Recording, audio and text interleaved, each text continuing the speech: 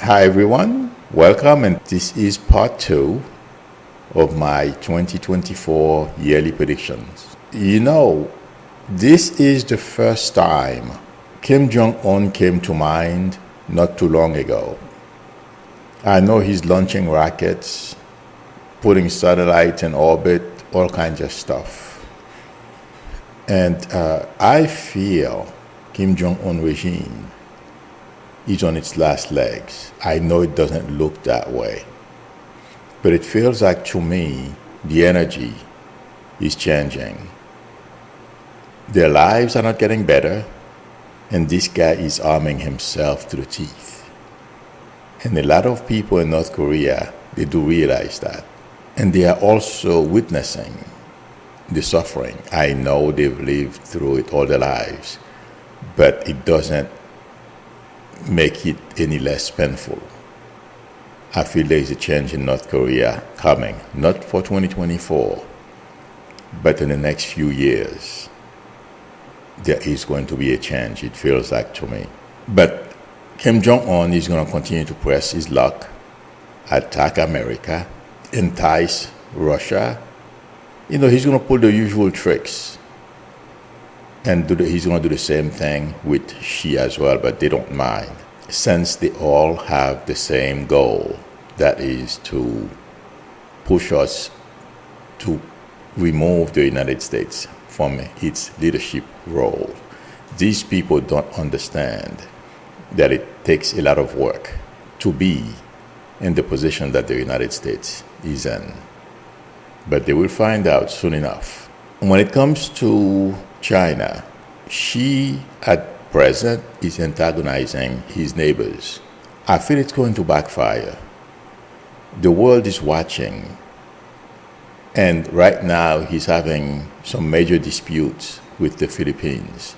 I don't see a war, but like I said not too long ago, I feel Xi's going to find himself, he's going to do something dumb with his military, find himself in a corner where he has, not because he's not powerful, but it would cost China's reputation too much to get into a fight with anyone, so he may have to de-escalate. Not because they can't fight, but simply because the cost would be too much. And also he is very concerned about the reaction of the Chinese people, because they too, as we know, they are escaping China, and we're finding a lot of them on our border. Yes, there are some of them are not here for legitimate reasons, but they are escaping China in great numbers, or at least doing the best they can to leave. So she knows he has problems. I don't see Xi starting anything with Taiwan this year, nor wanting World War III. He is pushing his people to the limit, not only in terms of suffering, because they are not doing very well economically, and we all know why, because one person is making all the decisions. It's impossible. But that's the way he wants it. He's a control freak, and that's what's going to take Xi down in the coming few years. That's my prediction when it comes to China. As for Russia, Putin will be re-elected if he's still around.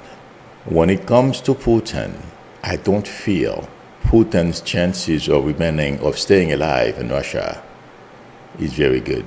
I still feel the vision that I had over a year ago of some people walking him to the backyard of the Kremlin is still on.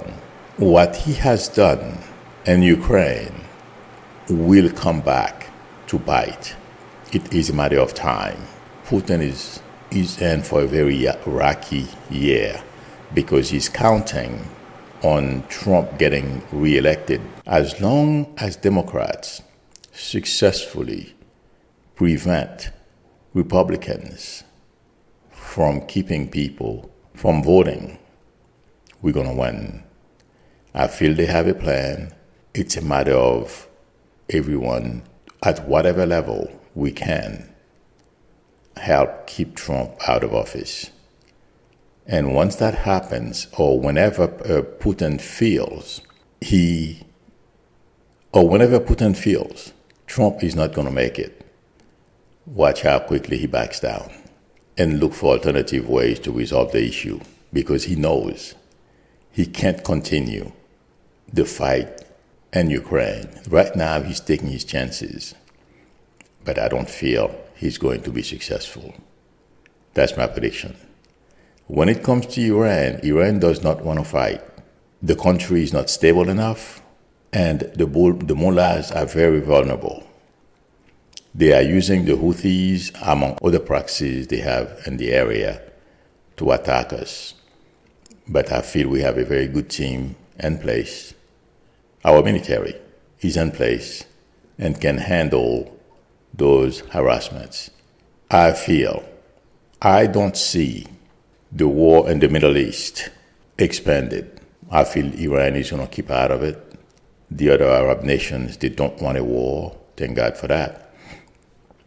Okay, unfortunately for the poor Palestinian people, they are catching the brunt of this. But if you recall, I said Hamas would be destroyed. And my prediction is Hamas will be put out of business.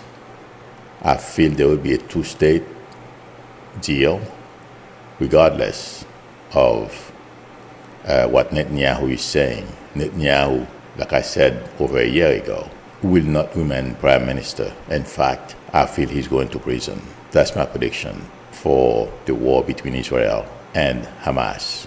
Hamas is done. There is going to be a two-state solution. It's going to take longer than 2024. I understand that, but that's what's coming.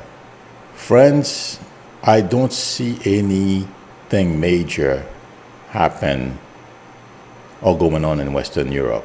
I feel Western Europe is going to be able to remain stable and resolve their financial situation, because inflation, because of COVID, is rampant.